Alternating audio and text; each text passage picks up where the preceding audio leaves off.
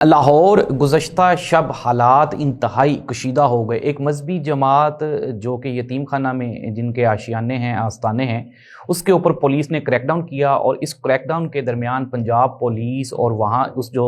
جماعت ہے، مذہبی جماعت ہے، ان کے کارکنان کے درمیان تصادم کے نتیجہ میں یہ کہا جا رہا ہے، ابھی جب ہم نے پتہ کیا اپنے سورسز سے، تو یہ کہا جا رہا ہے کہ 2 لوگ ہلاک ہو گئے ہیں اور اپروکسیمیٹلی کچھ 30 کے قریب زخمی ہیں۔ ناظرین، اب وہ جو مذہبی جماعت ہے اس نے احتجاج کی کال دے دی ہے اور پورے صوبے میں حالات آہستہ آہستہ کشیدہ ہوتے جا رہے ہیں۔ ناظرین، آپ کو یاد ہوگا کہ عمران خان کے دور میں یہی جو مذہبی جماعت ہے یہ نہ صرف سڑکوں پہ آئی تھی، ایک احتجاج کیا تھا، اور وجہ تھی کہ اس ٹائم کا جو فرنچ ایمبیسڈر تھا اس کو ملک سے نکال دیا جائے۔ اب چونکہ اسرائیل اور فلسطین کا جو ایشو ہے اس کے اوپر حکومت نے ایک سٹانس لیا ہے، اور اس سٹانس کو لے کے یہ جو مذہبی جماعت ہے اس کے اوپر انتہائی کرٹیسائز کو کیا جا رہا تھا، اور یہ کہا جا رہا تھا کہ سعد رضوی اور جو دوسرے لوگ ہیں وہ احتجاج نہیں کر رہے، جس کو لے کے جو اس جماعت کے کارکنان ہیں، عہدیداران ہیں، وہ بھی تذبذب کا شکار تھے۔ ان کے اندر بھی کوئی ایک یہ کہیں کہ جذبہ ایمانی اور حب الوطنی وہ پایا جاتا تھا۔ تو انہوں نے کل رات کو اپنی وہ جو فرسٹریشن ہے اس کو نکالتے ہوئے